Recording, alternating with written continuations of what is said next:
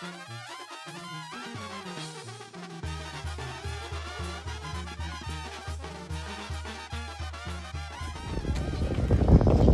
registrado el 27 de noviembre de 1622 por el jesuita Diego de Vandercille. 27 de noviembre del 2022, o sea, lo puse por el día de mañana, ¿verdad? El hecho de que es el día que pudieron venir los cronistas, pues la estamos develando.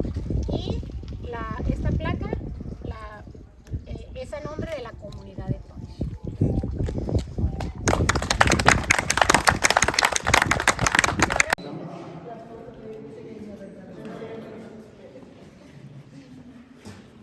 Buenos días a todos, gracias por estar aquí atendiendo un llamado para este evento que pues quizás se pueda ver pequeño, pero en realidad no lo es muy importante, es significativo por el hecho de que estén visitándonos aquí cronistas de algunos lugares. Ahorita van a saber ustedes de dónde vienen ellos, haciendo un esfuerzo porque está lejos, hubo que madrugar, pero aquí están, gracias a Dios. Tenemos aquí en el presidium a Pamela del Carmen Corella, que es la presidenta de la Asociación de Cronistas Sonorenses. El presidente municipal que nos honra, porque no crean que a estos eventos asisten todos los presidentes, y acá tenemos nosotros pues ahorita en este momento ese orgullo de decir, en el evento de cronistas de los 400 años de Tonich nos acompañó el presidente de Soyopa, el señor Efraín Moreno. José Luis Islas, el cronista, él es cronista de Empalme, pero también es presidente del Museo Ferrocarrilero, que este año está cumpliendo 25 años. Luis Sánchez, secretario del ayuntamiento, que es pues la persona con quien casi siempre le estuve dando mucha lata. Gracias. Sean todos bienvenidos a esta localidad de Tonich. Es un honor para mí abrir esta reunión de cronistas. Quiero hacer la aclaración que es la primera vez que tenemos una reunión de este tipo en el municipio. Quiero darle las gracias a la maestra Blanca Rosa López Martínez por hacer posible este evento, celebrando los 400 años de fundación de esta comunidad de Tonich. Es un honor para mí poder expresar estas palabras ante la presencia de tan respetables personalidades, y más aún porque soy la voz del municipio y en nombre de todos los ciudadanos de esta localidad y del municipio mismo, declaro inaugurado este evento, siendo las 11:10 de la mañana de este día 26 de noviembre del 2022. Sean ustedes bienvenidos a este municipio. Que es la primera vez que yo estoy aquí físicamente. Sin embargo, en mi mente ya estaban las imágenes de Tonich desde que entré. Ahorita los paisajes, el río, la iglesia, la plaza. ¿Y cómo fue eso? Pues no por el internet, fue por su cronista, ¿sí? Porque he leído, de hecho he presentado los libros de Blanca, pero también ella, pues cada vez que tiene la oportunidad, al igual que todos nosotros, participamos en otros municipios hablando de nuestro patrimonio en todos los sentidos, natural, tangible, intangible, cultural, histórico, personajes, gastronomía, de todo. De tal manera que yo desde antes de conocer Huepa, yo ya sabía cosas de Huepa porque Omar ya nos había compartido, Carbó y todos nosotros. Y bueno, en el caso de Tonich, que es un municipio bueno retirado, sobre todo del mío, pues una comunidad más bien del municipio de Soyopa, pues gracias a estas participaciones de Blanca, que además es escritora, y que cabe mencionar también, presidente, me gustaría mucho, no sé si sabe, que hace 3 años, un poquito antes de la pandemia, se hizo a nivel noroeste una convocatoria en 4 estados para la elección de los cronistas, ¿no? A nivel nacional, ANACSIN se llama, es una asociación a nivel nacional.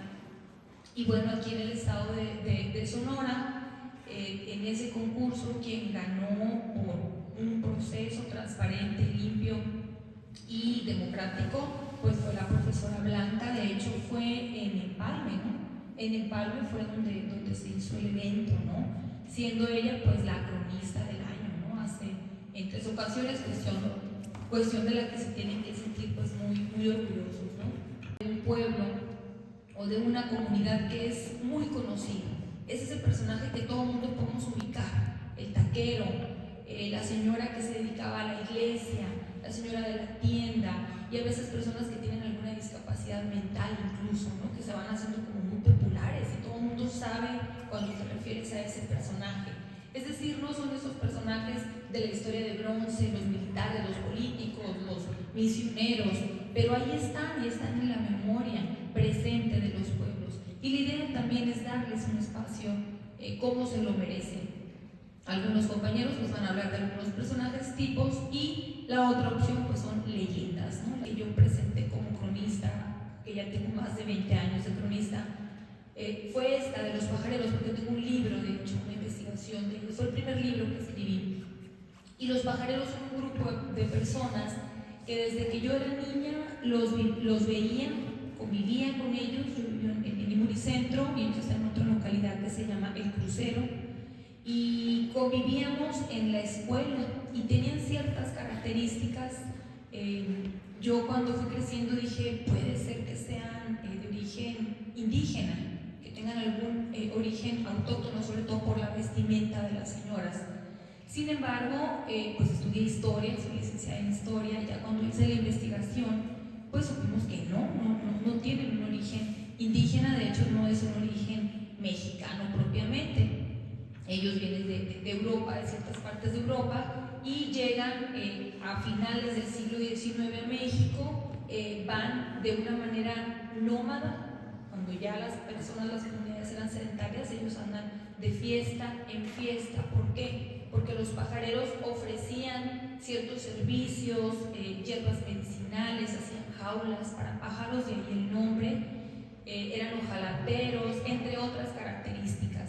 Para 1950 aproximadamente, por las leyes, hablando de leyes, por las leyes mexicanas, se vieron en la necesidad de ellos de asentarse, porque sus hijos tenían que entrar a la escuela, ya el gobierno los estaba obligando a que estudiaran. Y entonces ellos decidieron quedarse en un lugar en el que ya habían estado. Los pajareros se tuvieron mucho, sobre todo por el río de Sonora, ¿no? Todo el río de Sonora lo conocen muy bien. Y bueno, se asentaron ahí en Imuris, en esta comunidad, y ellos fueron pioneros en esta comunidad. A partir de ellos se empieza a configurar como lo que es hoy en día ya toda una localidad con escuelas secundarias y todo, ¿no? Muy cerca del río. Y bueno, ellos se quedan ahí. Sin embargo, al tiempo se dividen y unos se van al barrio de San Isidro a Magdalena, otros se quedan en Imuris. Y estas señoras tenían una vestimenta, las mujeres sobre todo, muy característica, usaban faldas largas, brillosas, con blusas también muy llamativas, se ponían como rebozos en la cabeza, se los amarraban. Quiero rescatar de los pajareros. Ya no hay pajareros de los originales que llegaron, hace, ¿qué será?, 1 año y medio, murió doña Olga Ruiz Cañas, que era la última de las pajareras originales. Quedan sus hijas, quedan nietos, quedan nuevas generaciones, que cabe mencionar también, este libro se hizo, esta investigación, porque para las nuevas generaciones era como algo denigrante, ofensivo, cuando te decían pajarero, ¿no? Como decimos coloquialmente, era como echártela, ¿no? Pajarero, para los niños, para los grandes no. Y una vez que se hace esa investigación y que se difunde y que se le explica la importancia del grupo, de su identidad y de la aportación que ellos hicieron, sobre todo ahí en Imuris, y de ese rescate que ellos tenían tradicional en lo que es la medicina tradicional y artesanías, pues ellos empezaron a sentirse parte de, ¿sí?, a sentir esa identidad y un orgullo, de tal manera ahorita que si publicamos algo de los pajareros son los primeros que reaccionan en Facebook de que, es mi abuela, es mi tía, ¿no? Para concluir, se dedican a diferentes actividades, son jornaleros en su mayoría. Ahí en Imuris, cuando vayan a Imuris los invito, ahí en el centro, en la plaza, venden elotitos y venden comida, como en casi todas las plazas de los pueblos. Pues la carreta más grande que está ahí, bueno, es de descendientes, ¿no? Yo voy a aprovechar para hablar un poco de la historia y biografía de los músicos de aquí de Tonichi. Y en esto pues, me voy a referir a Rosendo Valdeneiro, ¿no? Allá por los años de 1907 en la comunidad de Tónichi se tomó una gran orquesta musical, misma que la dirigía el señor Rosendo Valdeneiro, quien era un gran conocedor de la música, ya que manejaba las partituras en un principio, se hacía acompañado de otros grandes músicos como Luis B. Rivera, así como grandes músicos del pueblo de Soyopa como Enelo Ortega, Terencio, José Tánori, los hermanos Ibarra, Cayetano Acosta, Francisco Tánori. De igual manera también Rosendo llegó a tocar en compañía de la orquesta compuesta por la familia Sicuri, quienes se hacían conocer por tocar las pasacalles de la víspera y la Santa Misa, que como anécdota de esta interacción y como última vez que los acompañó Rosendo Valdeneiro fue por allá en los años de 1915 cuando tocaron allá por el pueblo de San Javier, y siendo el final de esta tocada allá por la madrugada, Rosendo determinó tomar rumbo hacia la localidad de Tónichi, ya que los Sicuris, acompañados por toda su familia, no se quisieron ir.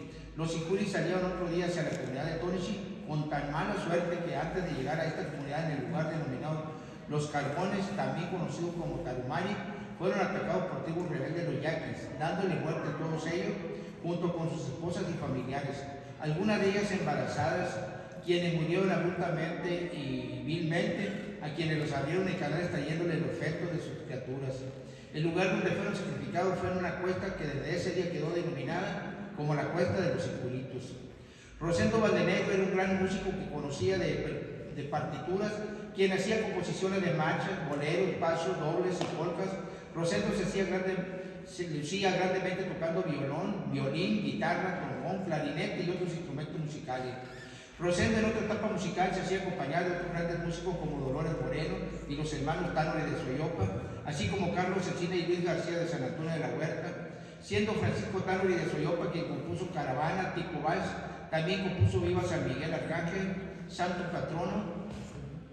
Como les dije ahorita y quedó plasmado ahí en la placa, la llegada pues del misionero jesuita a estas tierras fue precisamente en 1622, pero la primera vez que se tiene, los informes, ¿sí? Informes de la primera iglesia que se construye aquí en Santa María de Tónichi fue precisamente en 1628. Esa iglesia va a ser mejorada para en 50 años más tarde, o sea, para 1675 más o menos. Pero, ese arreglo, esa mejoría que le hacen a la iglesia, logran que ésta permanezca hasta la llegada de los franciscanos, y van a ser los franciscanos los que van a construir este templo en el cual estamos ahorita, que va a ser en 1775. Ese templo, construido por los franciscanos, va a permanecer prácticamente intacto hasta 1975, cuando la señora Mercedes García de Torres se propone, fíjense, mujeres al frente de las mejoras del pueblo, ¿no? Se propone precisamente construir el campanario, porque algunas de las personas que están aquí nos tocó ver las campanas al ras del suelo y se consideraba que ya era un peligro, pues que estuvieran las campanas ahí. Son 5 las que están en el campanario. Entonces ella se echa a cuestas de esa empresa, con amigos en Hermosillo, con parientes y con la misma gente del pueblo que es muy cooperadora, lograron construir ese campanario. Fue la primera modificación después de los franciscanos. En 1993, ya un poco más lo recordamos también, se cayó el altar de esta iglesia. Incluso se dañaron pues algunos santitos. Se toma la determinación de tumbar hasta las últimas ventanas que están ahí, y prácticamente lo único que nos va a quedar de la iglesia de los franciscanos es el frente, ¿sí? El frente sin el campanario. En 1993 termina de construirse ya la parte nueva, que es esto de acá, termina de construirse en 1999. Desde entonces tenemos nosotros esta iglesia, y pues el SENA estaba haciendo reparaciones, como es lo último, lo sabemos todo, que es el arreglo de las bancas, de la parte de atrás, y poco a poquito. Yo les comentaba a mis compañeros, pues que alguien me preguntaba ahorita a la llegada, ¿cuántos habitantes hay en Tónichi? Yo me la llevo contándolos. Apenas pasamos los 200, apenas. Pero cuando me jubilé, en el 2008 que decidí regresar y vivir aquí en mi pueblo, hice un censo, éramos 324 en ese tiempo. Y recuerdo muy bien que murió una persona y comentándolo con la doctora le digo, híjole, pues ya somos 393. No me dijo, acaba de nacer otra niña. Seguimos siendo 324. Una maravilla de pueblo, ¿no? ¿Por qué? Porque pues todos nos conocemos, todos nos hablamos con confianza de precisamente de ese conocimiento, de saber quiénes somos, ¿verdad? Pero la realidad ahorita, les digo, es otra.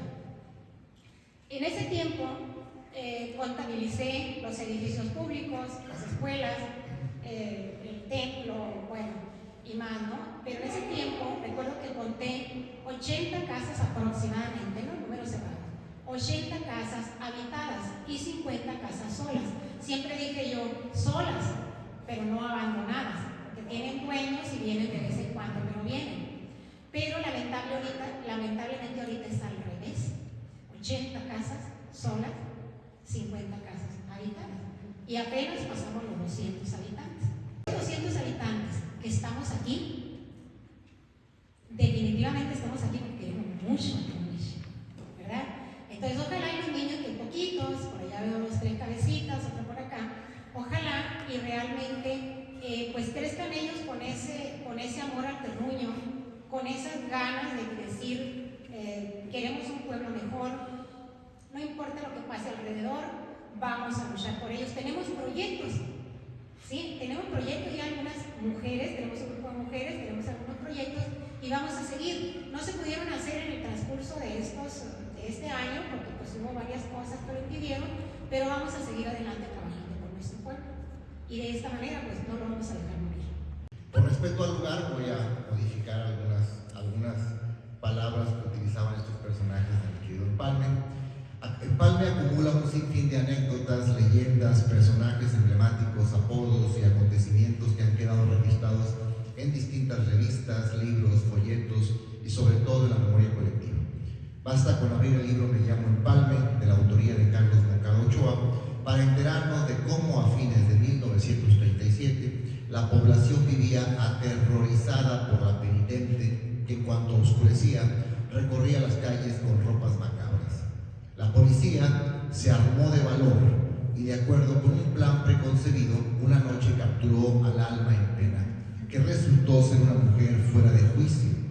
No había entonces psiquiatras adscritos al gobierno municipal, pero con sentido práctico, los agentes la pasearon por el pueblo en la pipa regadora, un poco para dar una lección y otro para que los vecinos se convencieran de que la penitente era un ser de carne y hueso. La revista PCA, Pura Calle Ancha, cita a Carlos Vicam Ortega, quien decía que por allá en el año 1944 se realizaba un mitin en la Plaza Centenario. El invitado especial era nada menos que el gobernador del estado, general Abelardo L. Rodríguez. Había mucha concurrencia, la gente lo quería mucho. Cuando terminó el evento, el general se retiraba caminando entre la asistencia cuando se escuchó una voz aguardentosa. Oye, Abelardo, hijo de... Espérame. Era el loco Elías, que, extendiendo la mano, exclamó, quiero lana. El gobernador sacó la cartera para sacar unos billetes, pero Elías se la arrebató y agarró lo que quiso. Al cabo tú tienes mucha lana. Rodríguez Luján explicó a los que estaban cerca. Este señor me salvó la vida en la revolución, por eso le permito que me trate así. Para la composición del presente trabajo, consulté a varias personas sobre las mujeres y hombres que irrumpían o aderezaban la cotidianidad de los pasos. Allí estaban en la plaza, en las esquinas, en el mercado, en la central de camiones. Digamos que eran guardianes del día, de la noche, amigos del sol, la luna y las estrellas. Siempre rodeados de perros, sin un peso, pero repletos de las bondades del pueblo. A quien le pregunté, no dudó en recordar algún personaje típico. La güera Juntabotes, la primera mujer recicladora, la loca Elvira, el loco Richard, Guadalupe Higuera Mercado, mejor conocida como la Chile Pepe, el Teclas, el loco Perea, el Moneo, el Chino, el Cosechas, la Talía, el Edel, el Cuatito Colonial, el Mancebo, entre otros más.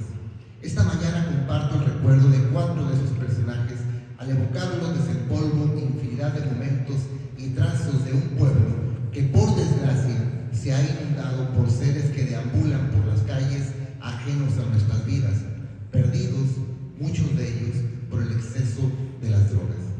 Inicio con mi preferido, el Güero Patón, Vicente Ferrer Guerrero. Desde que aprendí a tener uso de razón, crecí con la amenaza de que me llevaría el Güero Patón si me portaba mal, por lo que actuaba con cautela al transitar por las calles, siempre bien agarrado de la mano de mi madre o la de mi abuelo para evitar caer en el costal que decían portaba el hombre que llegó a Empalme en 1905 como mozo de un norteamericano que se suicidó y lo dejó a su suerte. Era alto y colorado, como piel roja. Vivía de lo que le daban las amas de casa a quienes hacía mandados. Siempre andaba descalzo, con machete en mano y paliacate en la cabeza. Hablaba lo indispensable. Carlos Moncada, autor del libro Me llamo Empalme, cita que el Güero Patón se llamaba Vicente Ferrer Guerrero, quizás como requisito para llenar el espacio del nombre del acta de defunción. Una tarde, saliendo de la casa de mi vecina, justo al cerrar la puerta del cerco, me pasó a escasos 2 metros de distancia el Güero Patón. Al percatarme de su presencia, me quedé petrificado, paralizado, pasmado, inmovilizado. Para cuando pude mover los ojos con el deseo de tener a mi alrededor un alma protectora, aquel hombre de pésima reputación, según el pueblo, ya se había esfumado sin tan siquiera percatarse de mi corta existencia. Tardé algunas horas y días para regresar a la cotidianidad del barrio. A más de 45 años de distancia, comprendo que el Güero Patón era pitonizo y vio en ese niño al futuro cronista municipal vitalicio, motivo por el cual no me echó en su costal y me descuartizó, con el único objetivo de que compartiera este relato y mantuviera vivo el recuerdo de uno de los personajes emblemáticos que conforman el patrimonio cultural intangible de la ciudad jardín. Otro personaje, la Monchi Echapacua, un personaje emanado de la cultura popular, llevó por nombre Ramón Ruiz. Los empalmenses le recuerdan por su simpatía y el clásico dicho Echapacua. Ha sido del cine colonial, el Centro Social Bar y las cantinas, el Quijote, el Ciclón y el Satélite. Lanzador incansable de piropos, respetuoso ante la presencia de los padres de familia, amigo del pueblo ferrocarrilero. Doctora Graciela Serna. A la doctora Graciela Serna, descendiente de la familia generosa que donó parte de un predio para la construcción de la iglesia Cristo Rey, la recuerdo vestida toda de negro, falda, blusa, medias, zapatos y sombrilla del color ausente de luz. Caminaba de puntillas, hablaba lo necesario con prudencia y educación al saludar, solicitar permiso o cuando establecía diálogo con quien se lo permitía.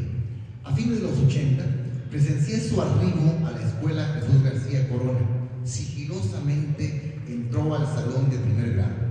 Prontamente le informaron a la profesora María René López Salgado, entonces directora, lo que estaba sucediendo.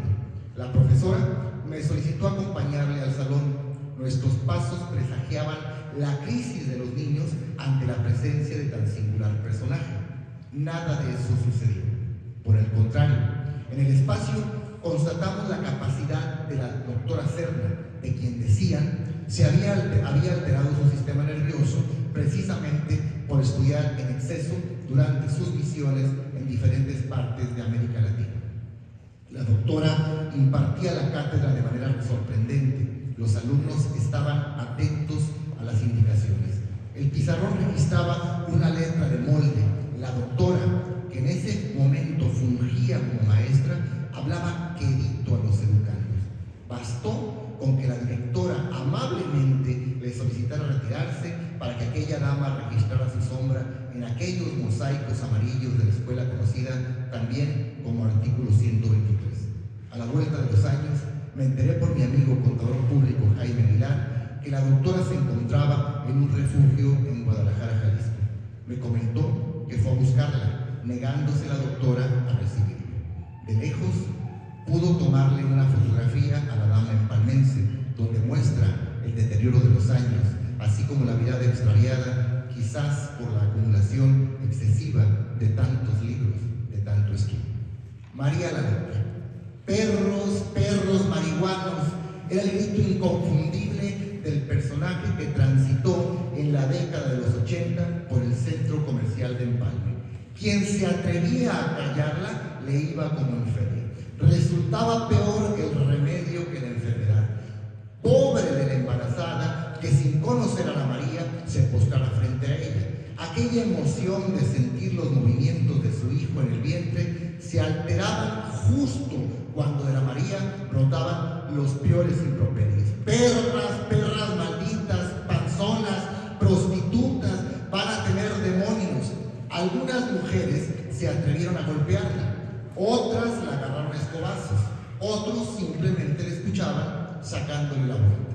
La María la Loca se balanceaba en los cercos de malla de las casas de madera, se balanceaba en el cerco de la primaria Jesús García Corona, se balanceaba y vociferaba toda la mañana, toda la tarde. Se balanceó todas las veces que pudo en el cerco de la casa de mi amigo de juventud, apodado Ponchín, por quienes lo queríamos, identificado también como el diablo, por quienes padecieron sus travesuras. Cuando el Ponchín descubrió que una de las estructuras metálicas que componían el cerco de su casa, justo donde se balanceaba la María, estaba agarrada con alambres, no dudó en quitarlos y dejar la estructura sobrepuesta. Una mañana llegó la dama a cumplir con su encomienda diaria, balancearse sobre los cercos y acabar con la reputación de los viandantes. Así lo hizo hasta que soltó su cuerpo sobre el cerco debilitado por mi amigo apodado "Aquí aplica el diablo". Aquella anciana jamás imaginó que aquel balanceo la llevaría hasta el suelo. Como pudo, zafó su vestido de los alambres, acomodó sus lentes y apresuró los pasos.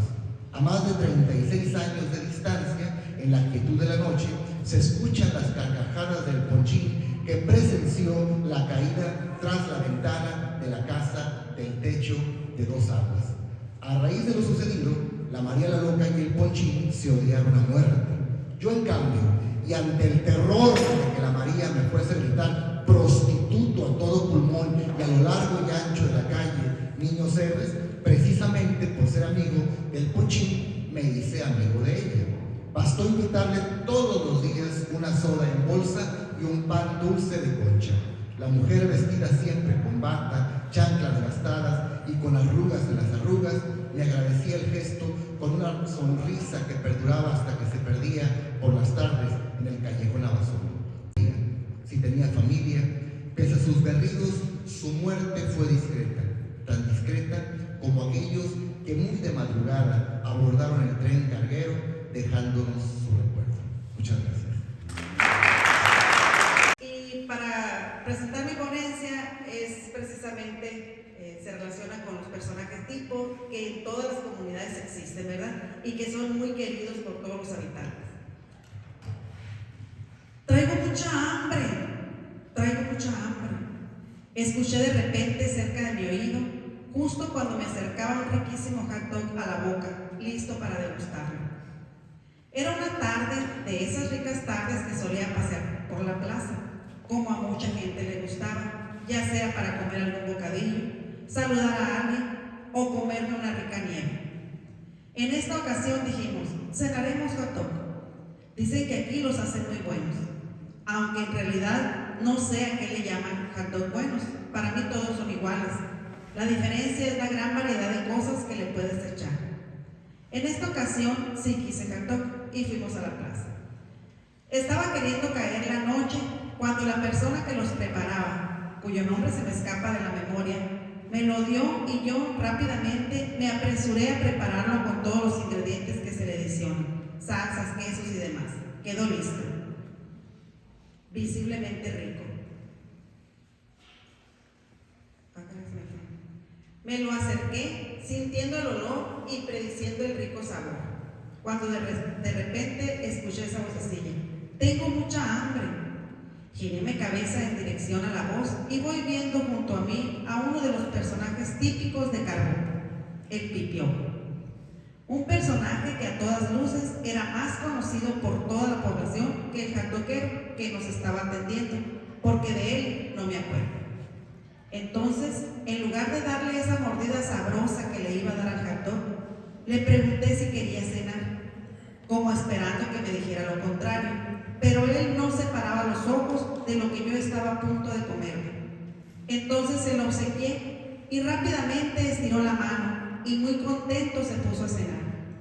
Ya casi llevaba la mitad del hot dog cuando me dijo: ay, mijita, te quité el bocado de la boca.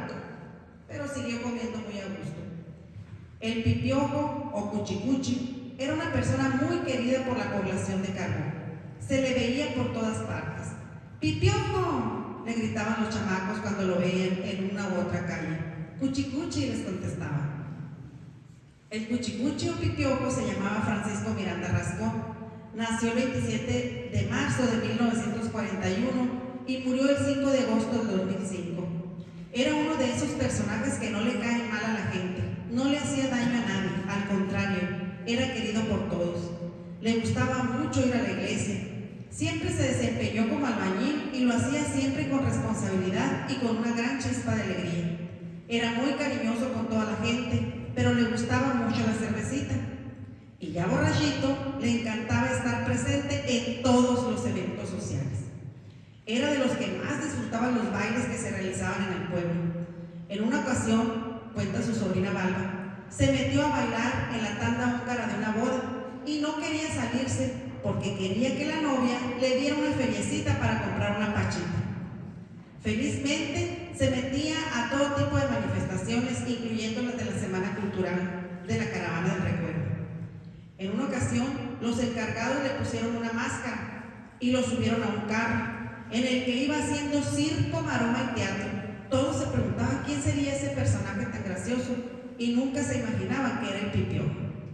Los niños corrieron o que hiciera como gato, pues tenía esa habilidad de imitar a los animales, lo que hacía reír a los chamacos que lo encontraban en la calle, y no faltaba quien de verdad los engañara, pues su imitación era muy real. El Pipiojo, sin duda alguna, fue un personaje popular muy conocido por todos los habitantes con los que le tocó vivir y convivir, y junto con él algunos otros como el Chirechas, el Mil, el Juaneras, el Pablito, el Robertito Magallanes y algunos otros más, que sin duda alguna, con solo recordar sus nombres, vienen a la mente un sinfín de recuerdos de la niñez y la juventud de muchos de nosotros, ya jóvenes avanzados. Muchas gracias. Esta leyenda van a ser cortas, ¿verdad? Pero como decía un músico de mi tierra, son cortitas pero anchas. Así que lo titulé como un suceso extraordinario, pero el verdadero nombre de es el fantasma de un sacerdote.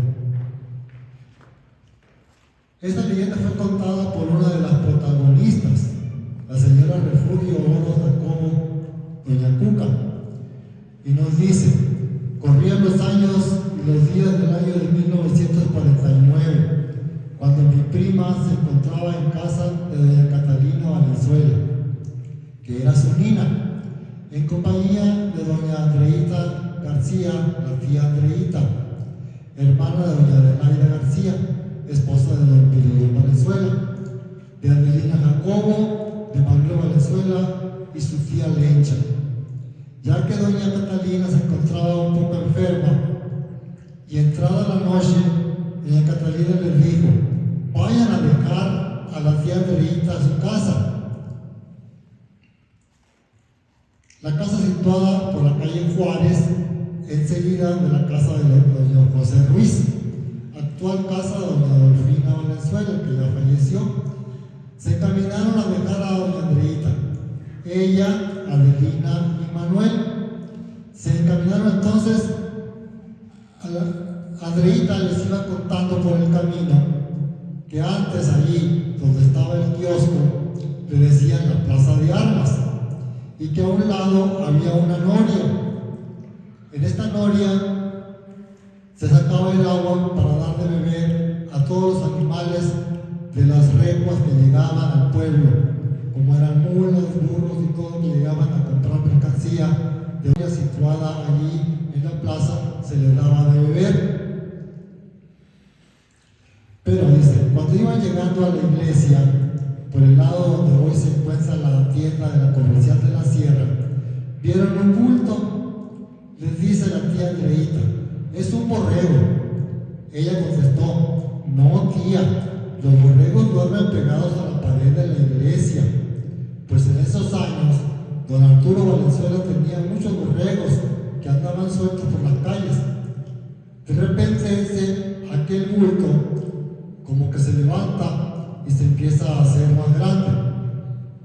Entonces todos se dieron la vuelta y corrieron de regreso a la casa de doña Catalina. Ella dice que llevaba un pequeño farol para alusarse y ni se acordó del farol. Dio la vuelta y empezó a correr, pero volteó. Al voltear a ver el bulto, dice que vio que era una especie de sacerdote. Le vio la sotana blanca con un cordón y 2 botas, pero no le alcanzó a ver la cara, solo una capucha blanca. Entonces la carrera que pegó llegó casi primero que las que habían corrido primero, ¿no? Al entrar, abrieron la puerta, empujaron y entraron corriendo. Entonces la enferma que estaba ahí dentro les dice, ¿qué pasó? ¿Por qué traen a alguien corriendo? No, me dijo, vimos un bulto, tío. Y dice, ¿y doña Andreita ya la dejaron? No, pues se venía atrás de nosotros. Entonces luego dice, pues vayan a ver qué le pasó, ¿por qué no llega? No, pues nadie quería salir a ver. Entonces ya dijo Manuel y otra señora, dijo, pero nosotros vamos a buscarla. Salieron y la encontraron tirada ahí en el patio de la casa, toda raspada donde se había caído la señora. Ya la levantaron y la metieron adentro de la casa, la empezaron a curar sus raspones. Les dijo ahí que hay agua oxigenada, lávenla y cúrenla. La estaban curando cuando empujaron la puerta y nadie se acordaron de curarla, sino que se espantaron y fueron y se escondieron detrás de la cama. Y entonces era el doctor que iba a ver a la enferma. Y dice, doctor, ¿por qué se asustaron conmigo? ¿Qué pasó? Dice que le cuente lo que les pasó. Entonces ya le contaron al doctor lo que le habían visto. Y dice el doctor, no, yo no creo en esas cosas. Bien, revisó a la enferma y todo, y ya se ofreció el mismo Manuel y una señora a ir a llevar a la Andreita. Así que la llevaron, ya no hubo fantasma, ya no vieron nada, fueron a llevar a su casa. El doctor salió y se fue a su casa.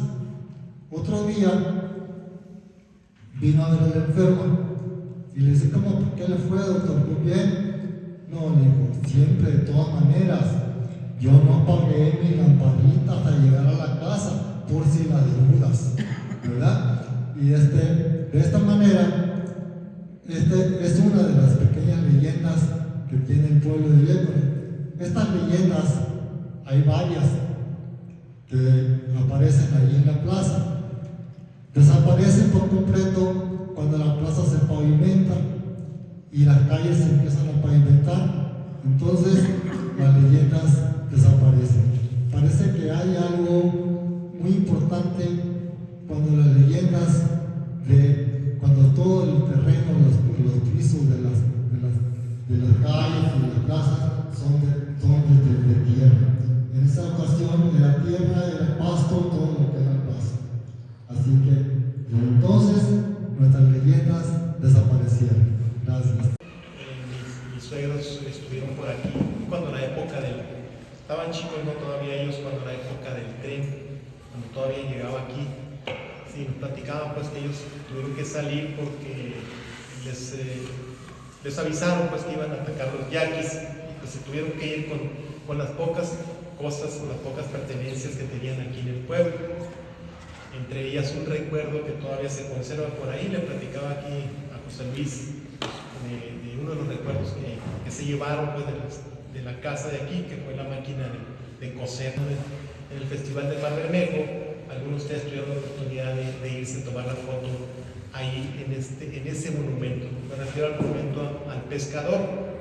Sí, el pescador pues es un personaje que está plasmado ahí, un personaje pues porteño, que se dedicaba a la pesca, por supuesto.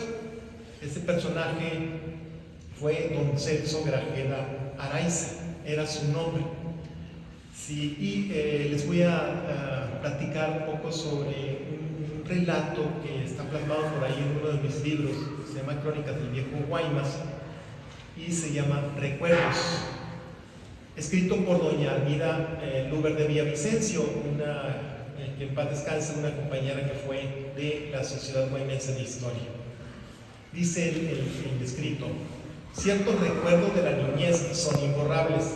Así me sucede a mí con uno en particular, pero primero debo exponer algunos pormenores de la persona a quien me voy a referir. Se trata de don Celso Grajeda, inmortalizado en la estatua del pescador, situada cual corresponde frente al mar, donde se agrega, por así decirlo, a la bahía de Guaymas que tanto amó. Don Celso Grajeda Araiza nació en Tecomán, Colima, entre el año 1857 y 1858.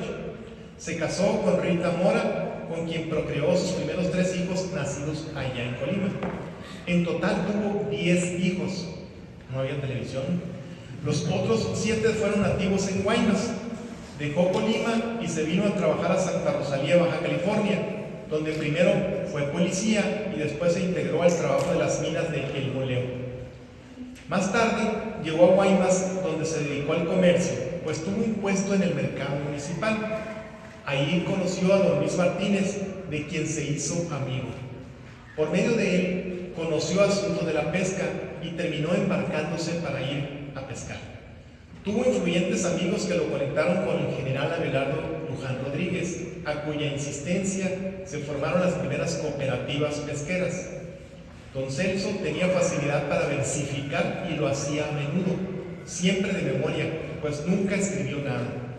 Era bien parecido, de ojos azules, descendiente de vascos.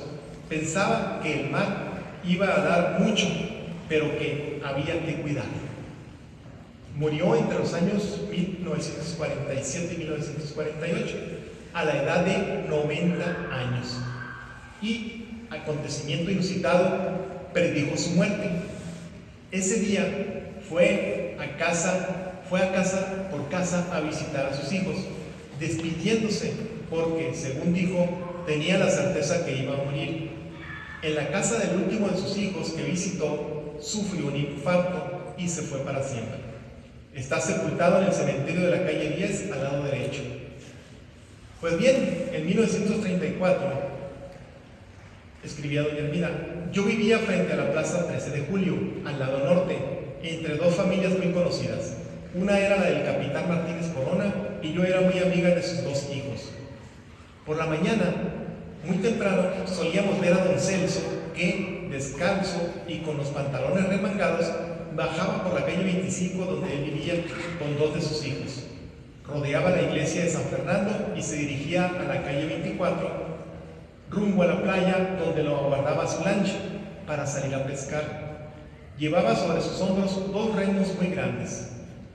Un día de tantos, en el verano de 1934, Luis y María Eugenia, hijos del capitán Martínez Corona, y yo fuimos a la orilla del mar, precisamente a donde más tarde estaría la estatua del pescador. Llevábamos, como siempre, piolas y anzuelos para pescar botetes. La carnada la sacábamos de entre las piedras de la orilla, almejas, lombrices y cucarachas de mar.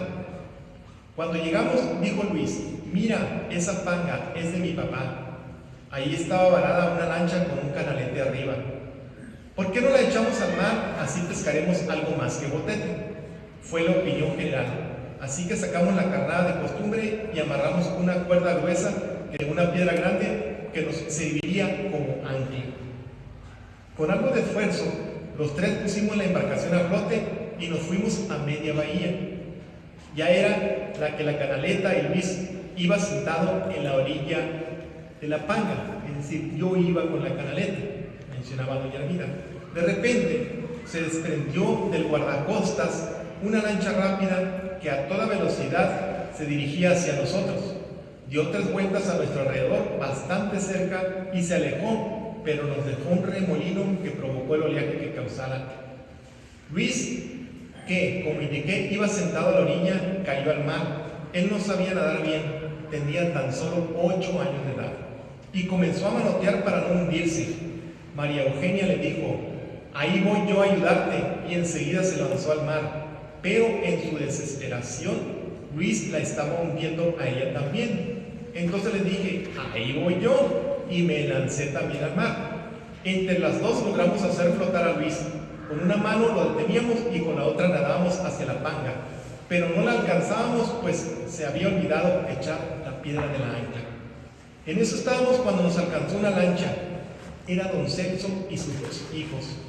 Pero mira nomás, dijo, estos chamacos se están ahogando, y nos sacaron del agua. Amarraron nuestra panga tras la de ellos y nos llevaron a tierra. Lo malo fue que nos llevaron a la aduana, que estaba ahí enfrente, y le comenzaron a hablar por teléfono al capitán Martínez Corona, entonces capitán de puerto, para informarle del caso y decirle que pasara a recogernos. Entonces nos pusimos de acuerdo en secreto en el sentido de que cuando se descuidaran los celadores íbamos a salir corriendo, cada uno en distinta dirección, y nos juntaríamos detrás de la casa de mis amigos. Así lo hicimos, y cuando quisieron detenernos los celadores, ya cada uno corría por diferentes calles. Muchos años después, comenta doña Armida, después Luis me comentaba: oye, si nos hubiéramos ahogado. Yo pensé, pero no le dije: te hubieras ahogado tú, pues nosotros te hubiéramos soltado. Teníamos que nadar a fuerzas, ¿no? Era, ves, la divina providencia, y don Celso nos salvaron la vida. Eso era el relato de por aquel verano de 1934. Donde se vivían esas grandes, se tenían esos grandes recuerdos de la niñez que se tenía entre los jóvenes del puerto de Guaymas. Y yo les voy a hablar sobre un personaje muy popular en los años 50 en Huepa, y se titula La aprehensión de Xu Méndez, entre la leyenda y el corrido. Como bien se sabe, el abigeato en el derecho penal refiere al robo de ganado, el robo de animales que requiere el arreo o el acarreo. Esta figura aparece prevista en las legislaciones más antiguas de la historia, cuya economía aparece apoyada por la agricultura y el pastoreo, de los cuales constituye un delito de orden federal y muy común en nuestros pueblos sonorenses. Huepa, situado en la parte central del río de Sonora, no ha sido la excepción, y en el transcurso de los años se han presentado diferentes demandas y enfrentamientos por este delito, entre otros del orden penal, social o económico, algunos de los cuales han originado leyendas que se han pasado de boca en boca por generaciones, y otras tantas han sido dadas a conocer por un género muy antiguo y popular que ha servido de noticiero de los hechos históricos, como lo es el corrido. Entre ellas, una de las que a continuación se dará una breve reseña y que sucedió en este poblado. Si bien es cierto, podrán existir distintas versiones basadas tanto en la perspectiva del acusado como de la parte acusadora, se toma lo recabado por diversas entrevistas y consultas del archivo histórico del municipio, simplemente dando a conocer los hechos que son parte de la historia y cultura de nuestros pueblos, y que en este caso dan origen a un corrido muy popular en la región del río de Sonora. Nos situamos en Huepa, que en el año de 1950, donde el censo de ese mismo año, que se encuentra en el archivo municipal, arrojaba que existían 816 habitantes, de los cuales 690 estaban concentrados en la cabecera municipal y el resto en las comisarías de Ojo de Agua y el Ranchito, y en distintos ranchos pertenecientes al municipio. Dentro de estos pobladores se encontraba Jesús Méndez López, nacido en 1885, conocido como Xu Méndez, e hijo de Manuela López y Jesús el Negro Méndez, al parecer originario del estado de Chihuahua y con familia en Jalisco, de ahí de sus conocimientos de charrería y manejo de las armas. En sus tierras se encontraban en un lugar denominado Bacadehuash. Se dedicaban a la crianza del ganado, la siembra y la elaboración de mezcal. A decir de los que conocieron, era un hombre servicial, pero de un carácter muy fuerte, que gustaba de compartir lo que tenía con los más necesitados, sobre todo en esa época que existía mucha hambre. Nos cuentan que en Año Nuevo y en otras épocas del año le gustaba hacer fiesta y matar una vaca para dar de comer a los caminantes que pasaban por sus tierras. El problema era que muchas veces las vacas no eran de su propiedad, cosa que a él no le importaba. Solo pensaba en dar de comer al que necesitaba, situación por la que empezó a tener rencillas con algunos habitantes del poblado y en parte contribuyó al origen de los hechos que lo llevaron a su encarcelamiento. Se casó con Manuela Riquíbez, con la cual procreó 6 hijos. Su casa habitación se encontraba en esquina a una cuadra de la plaza, prácticamente detrás del templo San Lorenzo. Nos cuenta uno de sus bisnietos que un día de enero de ese mismo año desaparecen 2 de sus vaquillas y un pariente le notifica que 2 personas de buen nivel económico del pueblo las llevaban encarpadas en un carro. Se omite el nombre, ¿no?, de estas personas. Por lo cual, Chu va a reclamarle a uno de ellos que vivía cerca de su casa. Se baja del caballo y lo enfrenta diciéndole: si no me dejas las vaquillas donde estaban, te va a ir mal. Esto lo escucha una persona al llevarse de regreso el caballo de Chu, el cual se había ido por la calle rumbo a su domicilio. Al parecer, esto no fue un cobro a lo chino. Al parecer, esto fue un cobro a lo chino por las vaquillas que Chu había sacrificado y que eran propiedad de esta persona. Verdad o mentira, pero esto origina la demanda y la orden de aprehensión contra Chu, no solo por avigiato, sino también por amenazas a esta persona. Su hijo Jesús, que en ese tiempo era adolescente y que vivía con sus padres, platicaba que la noche del 20 de enero Chu se da un baño y se va a la plaza porque ese día había baile. Tiempo después regresa a su hogar y le dice a su esposa: está raro el ambiente en la plaza, hay muchos policías. Después él se acostó. Alrededor de las 2 de la mañana tocan muy fuerte a su puerta. Chu se levanta y entreabre la puerta para ver quién tocaba de esa manera. Los policías aprovechan ese momento, entre ellos Tioreto y el Zarco, que formaban parte de la cordada, y lo jalan del brazo para sacarlo, pero él logra zafarse debido a que era un hombre alto y fuerte a pesar de su edad. Después, muy molesto, toma el rifle, lo recarga a un lado de la puerta y suelta 3 tiros. Al parecer hiere a 2 policías, uno en el abdomen y al otro en el hombro. Dentro de los policías locales se encontraba el señor Luis Velarde. La balacera se prolongó por varias horas, pero no lograron hacer que se entregara, por lo que montaron guardia afuera de su casa y alrededores. Su hijo también comentaba que la situación los tenía muy asustados y que en un momento la casa se llenó de humo. Él pensaba que lo hacían de manera intencional para obligarlos a salir. Al amanecer, su hijo, temeroso, se brinca la barda que colindaba con la casa del señor Roberto Ibarra y cae en medio de los policías. Poco tiempo después, la señora Manuela, esposa de Chu, sale por unos leños para atizar la hornilla y preparar café, lo que aprovechan los policías para gritarle nuevamente que se entregara, a lo que Chu le responde: sáquenme si puedo. Al ver a las autoridades que no conseguían aprenderlo, piden refuerzos a Hermosillo, por lo mayor, jefe del grupo de policía judicial del estado, acompañado de Marco Antonio Durazo y Librado Vargas, con una orden de cateo, que esta orden de cateo se encuentra en el archivo municipal. Al llegar esta orden, y antes de ser aplicada, por pláticas y súplicas de su hermano Pedro, que le decía que no le pasaría nada, que era mejor que se entregara, accedió a la petición. Chu contaba con 65 años de edad.